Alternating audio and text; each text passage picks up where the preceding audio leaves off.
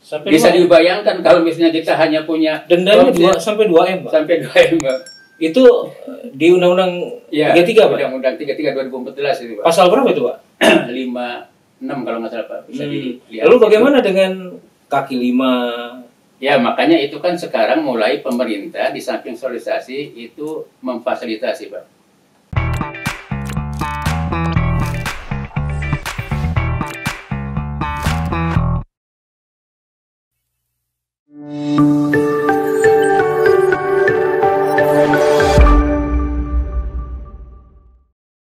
Assalamualaikum, Pak Dr. Haji Rodani MSI, sahabat Banten Podcast. Beliau adalah Ketua LPPOM MUI Provinsi Banten.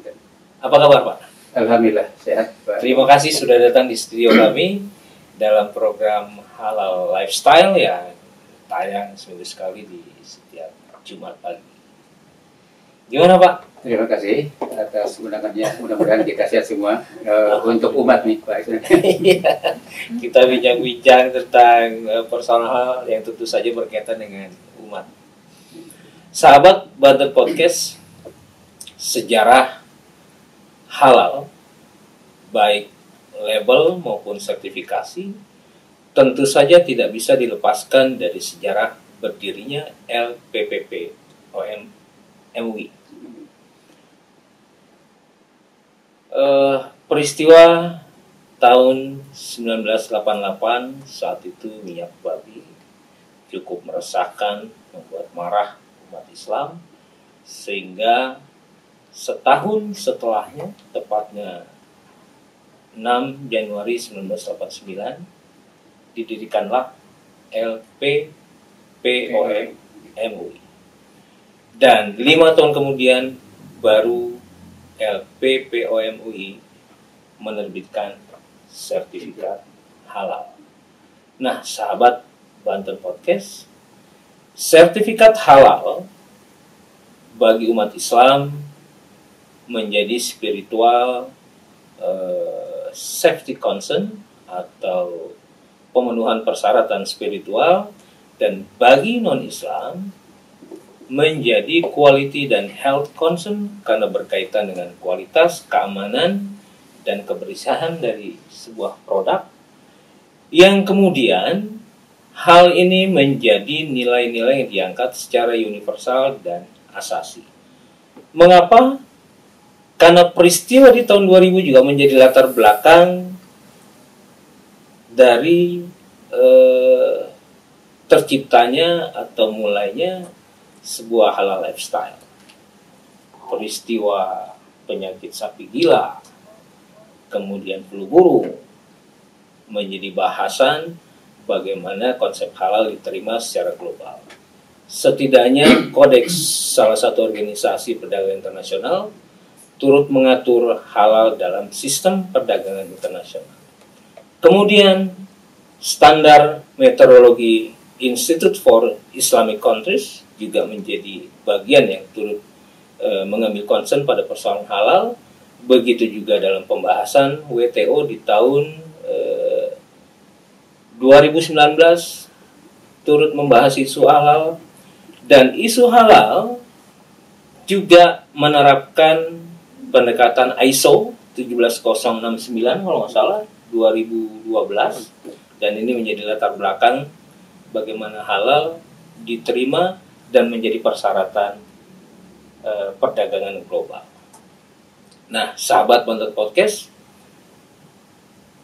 kita juga tidak bisa lupa ketika Undang-Undang 33 2014 menyatakan Oktober di 2024 menjadi batas akhir dari penerapan sertifikasi halal yang wajib harus ada pada makanan dan minuman yang beredar.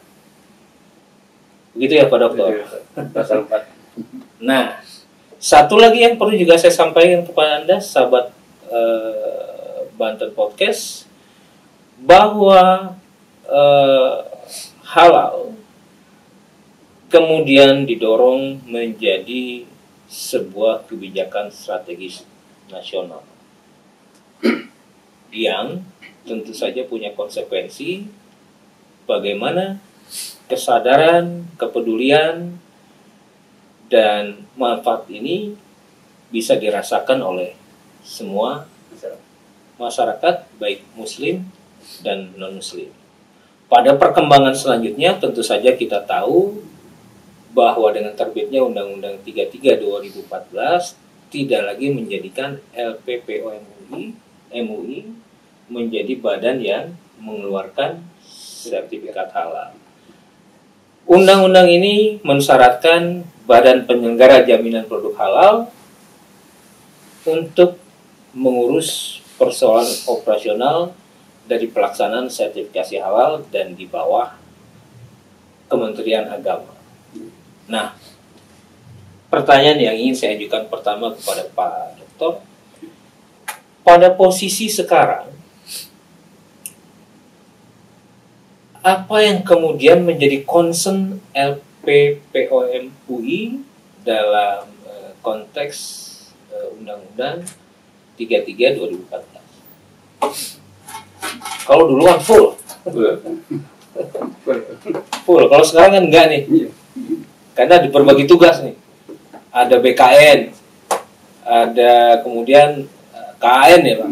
Iya, kemudian iya, ada apa namanya LPH dan sebagainya. Iya. Nah, di mana sih sebetulnya fungsi LPPOM MUI sekarang? Baik, terima kasih Pak. Setelah terbit Undang-Undang 33 2014, setelah mandatori mengamanatkan bahwa kalau dulu itu kan semua full pengurusan di MUI, Pak ya. MUI. Ya, setelah dilakukan undang-undang dan itu pun mulai berlaku dari 2014 baru 2019 gitu ya. Setelah dibentuknya suatu badan Jaminan Produk Halal BPJPH, Badan Pelaksana. Nah ini yang terlibat kalau dilihat dari undang-undang itu ada sebetulnya ada tiga lembaga yang terlibat dalam proses produksi sertifikat halal. Sertifikat halal. Ya. 3 lembaga. Ya 3. Pertama sebagai administrasi ya karena sudah mandatori di pemerintah, maka registrasi sertifikat halal dan keluar sertifikat halal itu mutlak dari badan di bawah Kementerian Agama dari BPJPH. Tetapi tidak serta-merta BPJPH mengeluarkan sertifikat begitu saja. Ya. Tapi ada lembaga lain yang merupakan satu persyaratan terbitnya sertifikat itu. Yang pertama tadi di dalam undang-undang disebut dengan LPH, Lembaga Pemeriksa Halal. Ya. Nah, kalau dulu hanya satu-satunya LPPOM, lembaga pemeriksa itu, sekarang sudah ada LPH lain yang menjadi punya kewenangan ya, telah diakui oleh BPJPH. Ini yang tugasnya memeriksa secara saintifik di lapangan, karena sertifikat halal itu sebetulnya integrasi antara saintifik dengan syar'i. Ya. Jadi kami LPH itu istilahnya hanya sebagai satu saksi melihat gitu ya, melihat ke lapangan kira-kira apakah misalnya bahan yang dipergunakan oleh pelaku usaha itu ada titik kritis terkait dengan yang tidak halal gitu, seperti misalnya air. Kalau kita air itu kan semua pasti air itu halal Pak ya. Tapi ketika air itu dikemas, diproses, kemudian menggunakan filter. Nah, filter itu yang harus diteliti ya oleh para saintifiknya, apakah misalnya filter yang digunakan dalam penjernihan air itu dari nabati atau hewani gitu ya. Karbon aktifnya itu apakah dari hewani, nabati. Kalau dari hewani kan pasti harus ada penelusuran, penelitian. Kemudian setelah mendapatkan data di lapangan, baru LPH itu akan melaporkan secara syar'i kepada Komisi Fatwa MUI. Jadi berarti pemerintah dalam hal ini adalah BPJPH, kemudian ada LPH dan ada Fatwa MUI.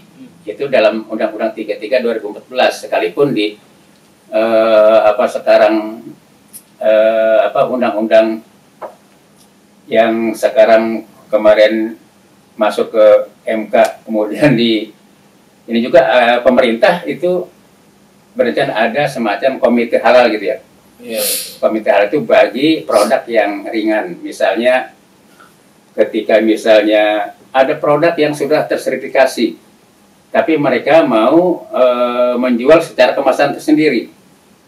Nah itu seperti yang ringan gitu kan bisa mereka yang penting punya dokumen halal dari produsennya, kemudian mereka kemas lagi untuk merek sendiri gitu kan. Kan itu cuma dokumennya dokumen dari produsen saja. Pak, sebelum jauh, kalau LPO MUI ini berada di LPH atau berada di Badan Penyelenggara Jaminan Produk Halal? Di LPH. Di LPH. LPH itu jadi LPH sekarang. Oh, sekarang jadi LPH. Jadi LPH. Ya. Oh. Jadi LPH, Lembaga Pemeriksa Halal, yang nanti akan melaporkan ke Komisi Fatwa MUI. Dari Komisi Fatwa MUI nanti sudah ada isbat halalnya, baru kita sampaikan ke BPJPH. Atas dasar itu baru nanti terbit sertifikat halal dari pemerintah. Berarti LPH ini bisa bukan MUI aja ya? Bukan, bukan, Mas. Sekarang ini sudah jadi ada salah satu. Ya, salah satu. Sekarang ada PT Skopindo jadi LPH juga. PT Superior Indonesia, ada perguruan tinggi, ada kalau di Banten itu Global Halal Indonesia juga itu LPH. Pak, kalau di Banten LPH-nya apa aja, Pak? Kalau di Banten itu yang sudah jalan, Pak, ya, di samping LPPOM MUI, Ya. LPH, ada PT Superior Indonesia dan PT Superior Indonesia. Di mana itu, Pak? Di pusat di Jakarta. Cuman auditornya biasa ke daerah juga. Oh. Skopindo, Pak, ya. Skopindo juga sebetulnya di pusat, Tapi bisa ke... tapi ke Banten karena ada perwakilan di Banten. Di mana, Pak, itu perwakilan di Banten? Di Cirebon, Pak. Kalau Skopindo kan Cirebon. Oh. Kemudian Kalau PT Surveyor tadi? PT Surveyor itu di Jakarta, tapi Perwakilannya di Banten? auditornya di Banten tidak ada, Pak. Cuman bisa mengaudit di Banten. Kemudian di mana lagi, Pak? Kemudian ada LPH Global Halal Indonesia di Tangerang. PT juga, Pak? Bukan, itu dari Ormas, Pak. Tapi mereka sudah diakui oleh BPJPH. Apa namanya, Pak? Global Halal Indonesia, GHI. Ormas Islam?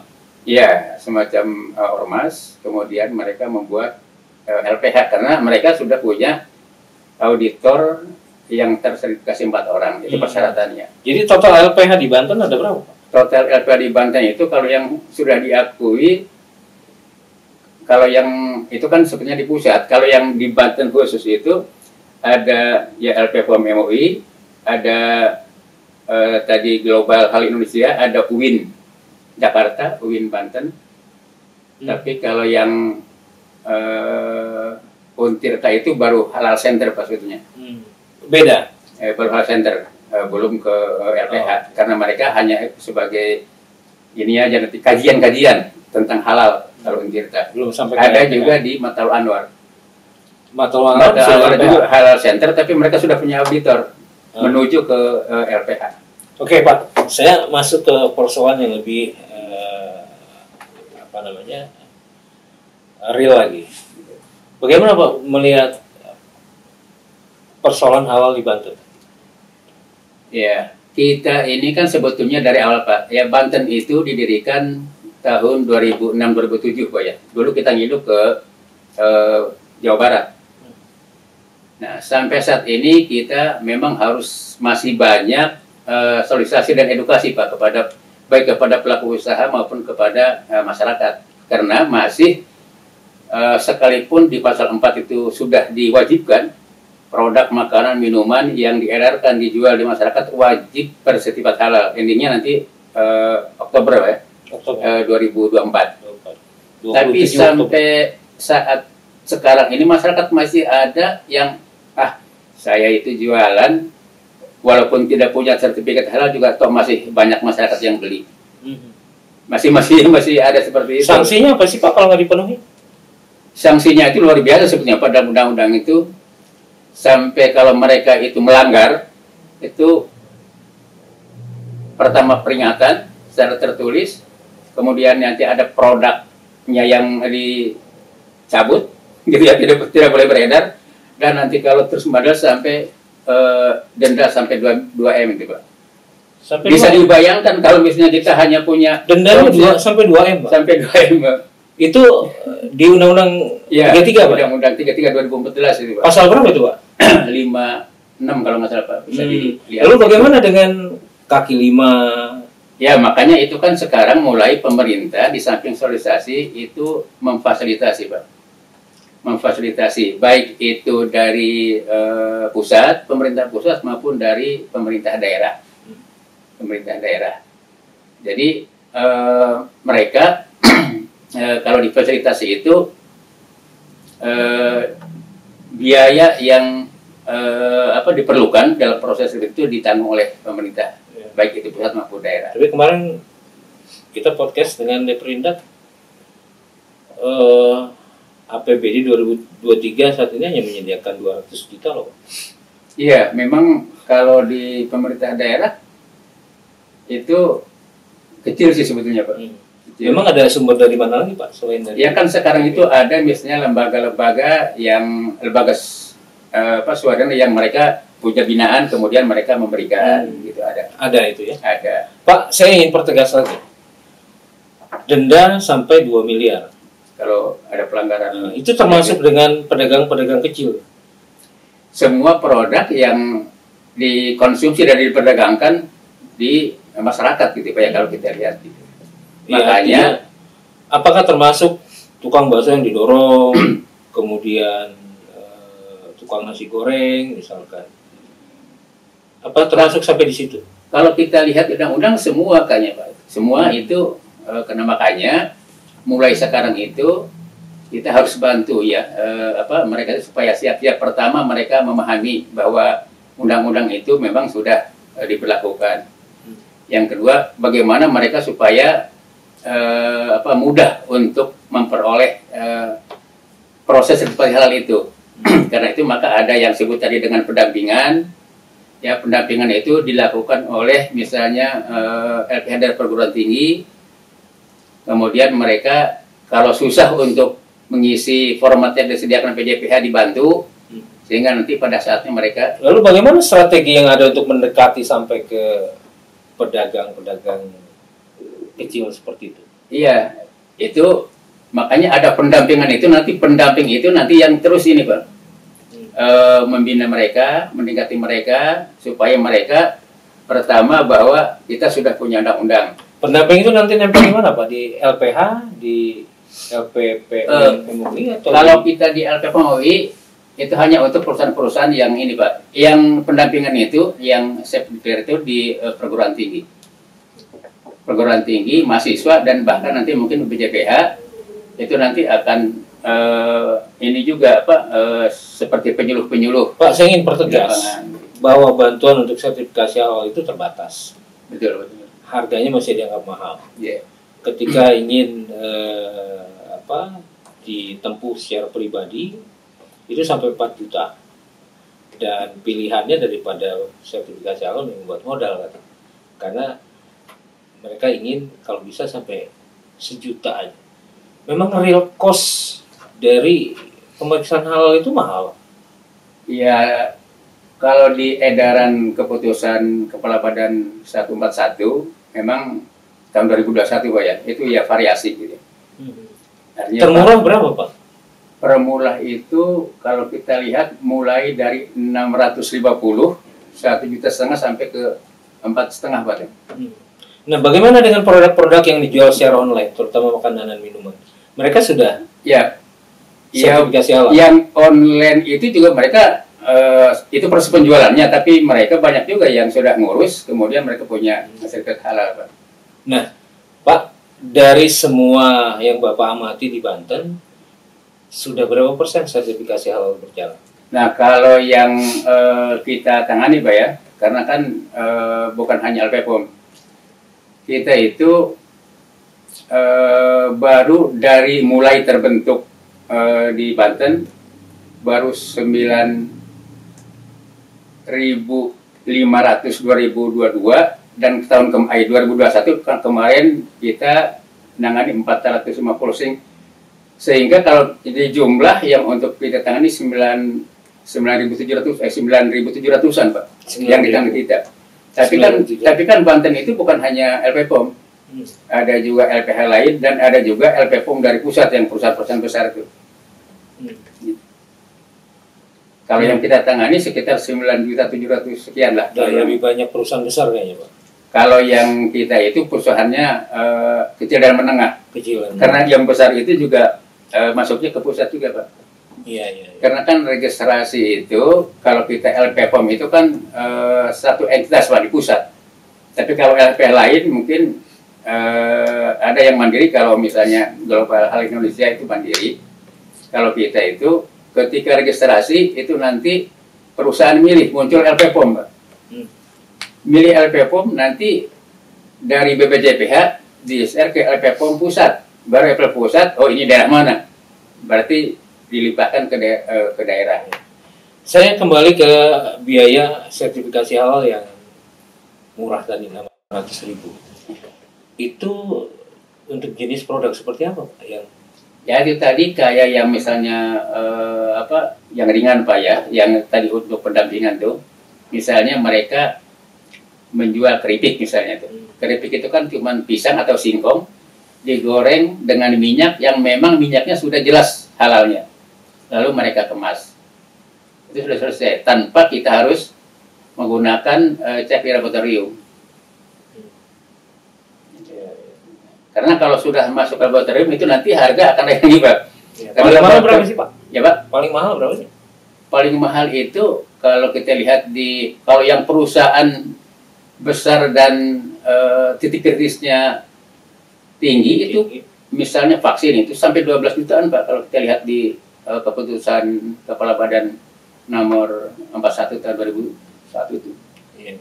Padahal kalau dulu itu paling tinggi itu juga sekitar 4 atau 5 juta ya kalau dulu sebelum ada ketetapan, setelah ada ketetapan Kepala Badan, undang-undang diberlakukan, itu ada sampai Pak, nanti pada batas akhir sertifikasi halal khusus untuk makanan dan minuman yang belum disertifikasi halal, benar nggak atau dimasukkan dalam kelompok non halal?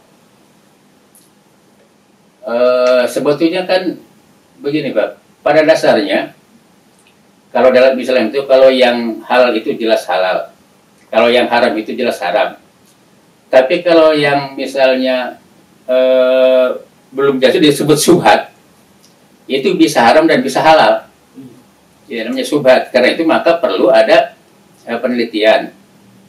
Belum tentu misalnya tidak sertifikasi tapi termasuk haram, ya belum tentu, karena bisa kalau misalnya setelah diteliti itu masuk pada kategori yang halal karena disebut masih syubhat. Karena itu maka perlu diarahkan kalau misalnya itu sifatnya ringan dengan pendampingan, maka nanti pemerintah kan akan membantu gitu ya, membantu untuk bagaimana supaya anggaran yang terbatas itu ya kemudian dan masyarakat itu mau, kemudian nanti masyarakat melalui pendampingan akan dibantu. Cuman kebanyakan kan masyarakat bukan masalah mahal murahnya, Pak. Kadang-kadang belum menganggap penting gitu ya, bahwa halal ini kan dianggapnya belum penting karena tidak punya pun mereka kok masih ada yang beli gitu ya. Bukan masalah mahal dan murahnya gitu. Maka kita harus perlu banyak edukasi ke masyarakat, baik itu produsen maupun konsumen, bahwa halal itu adalah penting bagian dari hidup kita, baik itu muslim maupun non muslim. Jadi kalau persoalan kesadaran mestinya yang didenda pembelinya, Pak. Ya. Bukan pedagangnya. Semua, Pak. Pedagang maupun konsumen maupun produsen, ya semua kan harus di edukasi semua. Nggak, artinya ketika pedagang belum aware terhadap halal, ya, kemudian ada yang beli, yang belinya kenapa nggak didenda juga, Pak? Iya, kan dulu itu sudah mulai mereka sadar, Pak. Dulu kan sudah mulai, kalau misalnya anak kecil saja kalau belanja misalnya, oh ini ada halalnya enggak gitu kan. Berarti itu ada juga sekolah yang mengedukasi bahwa oh halal itu penting. Bagaimana implementasinya dengan warteg misalnya? Iya sama saja, Pak. Warteg maupun catering gitu ya, yang ini itu semua nanti, karena apalagi misalnya labelnya ditempatkan di mana itu, Pak? Pakai ini, Pak, pakai spanduk, termasuk rumah makan juga nanti di situ ada dipasang label halal ya. Jadi rumah makan maupun nanti warung-warung itu kalau sudah ini dia harus pakai apalagi Termasuk kalau misalnya tukang bakso yang didorong itu ada stiker halal mungkin ya, di gerobaknya. ya, tapi kalau stiker saja kan mungkin mereka bisa itu. Tapi mereka itu juga harus punya dokumen sertifikat halalnya, Pak. Punya dokumen sertifikat halal. Kalau disarankan juga sudah ada beberapa tukang bakso kayak misalnya Mas Sugeng, kemudian bakso lidah apa goyang lidah di itu mereka sudah ngurus juga.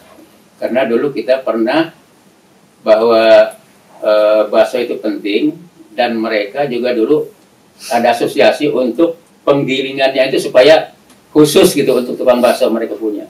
Ya. Karena dulu itu kita pernah di Tangerang ketika kita audit, padahal dagingnya halal sebetulnya.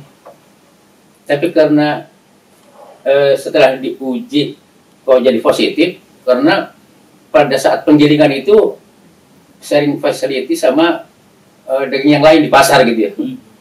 Oh. Di pasar. Nah, itu yang menyebabkan terkontaminasi juga. Karena itu maka harusnya mereka punya khusus untuk tukang bakso punya tersendiri gitu ya, tidak tercampur dengan yang lain. Termasuk nasi uduk setiap pagi yang berjejer di jalan itu juga Ya, yang wajib. semua yang ya itu ya, Yang makanya dipegang. yang dengan begitu itu nanti yang digarap oleh self declare itu, Pak, oleh pendampingan Oh, itu. self declare. Ya. Ada self declare. Nah, Itu berlaku, Pak. Self berlaku, declare itu. Justru itu ya nanti yang membantu self declare itu yang nanti pedagang-pedagang kecil itu. Self declare itu adalah pernyataan halal oleh si pedagang sendiri. Ya, pernyataan halal oleh pedagang tapi harus didampingi oleh pendamping yang ditunjuk oleh BPJPH, Pak. Mekanismenya gimana, Pak? Cukup Mekanismenya- menyatakan produk saya halal. Iya. Jadi misalnya produk saya halal, apa biasanya kan kalau dulu halal 100%, Pak ya. Tapi nanti didatangi ibu misalnya coba bahannya apa saja. Nanti kalau misalnya bahannya oh iya berarti aman. Udah nanti dari pendampingan tinggal bawa produk Bapak Ibu ini, Dan diberikan juga dokumennya. ya dokumennya harus di ini oleh pendamping itu, Pak. Iya, ya, artinya ada dokumen juga Iya. dari self declare tadi. Self declare itu dia Nah, harus wujud catat. self declare itu seperti apa, Pak? Sertifikat?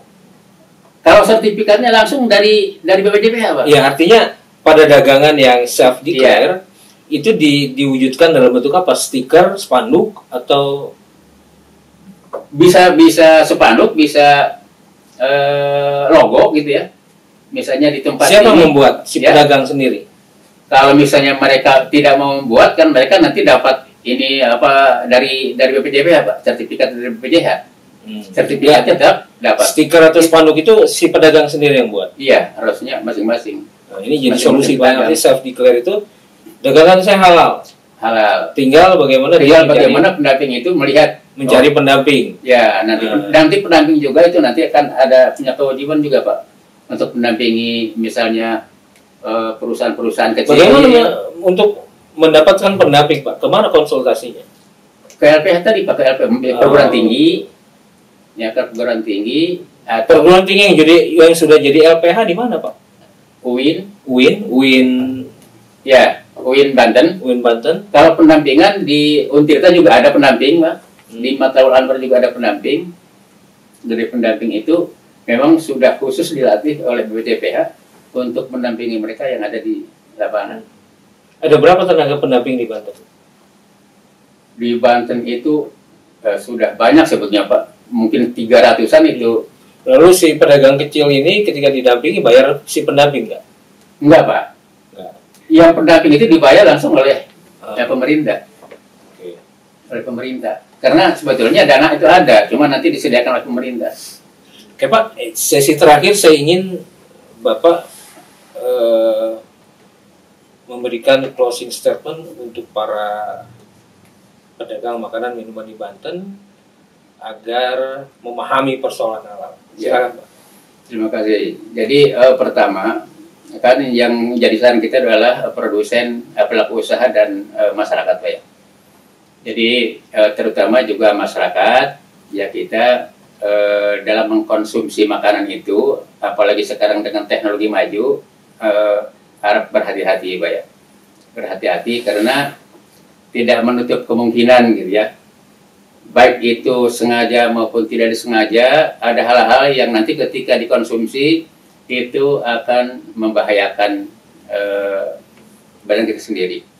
Misalnya ketika mereka menggunakan pewarna produsen itu, kemudian kita konsumsi, padahal itu pewarna bukan untuk makanan misalnya. Ada rodamin B untuk pakaian, tapi mereka gunakan. Nah ini kalau kita konsumsi kan walaupun tidak saat itu, tapi nanti lama-lama akan berbahaya juga. Nah jadi kita harus berhati-hati juga. Yang kedua untuk produsen. Produsen itu memang kalau BPJP itu kan jaminan produk halal Pak ya. Sebetulnya yang pertama menjamin kehalalan produk itu adalah bukan BPJPH, bukan MUI, bukan LPH, tapi harus produsen. Ya, jadi halal assurance system itu karena mereka yang tahu bahannya, yang tahu proses produksinya, yang tahu fasilitasnya adalah para pelaku usaha. Karena itu maka jangan sampai meracuni masyarakat sehingga masyarakat misalnya jadi berbahaya memakan yang tidak halal, dan itu nanti ada konsekuensinya ya, undang-undang kalau nanti itu dilakukan. Ya. Karena itulah mulai dari sekarang harus mulai berhati-hati. Ya. Kalau sekarang banyak bahan-bahan yang sudah jelas halalnya gitu ya, sudah banyak. Jadi itu yang jadi acuan kita untuk produksi, sehingga nanti baik bahan maupun produk yang kita gunakan itu semua jadi halal. Oke. Terima kasih Pak Dr. Rodani sudah hadir, mudah-mudahan nggak kapok nih Pak. Dan sahabat Batat Podcast, halal adalah inti keimanan. Bagaimana perilaku halal diri dan keluarga sahabat? Silahkan jika ingin komen atau ingin tahu lebih lanjut. Assalamualaikum warahmatullahi wabarakatuh. Waalaikumsalam warahmatullahi wabarakatuh.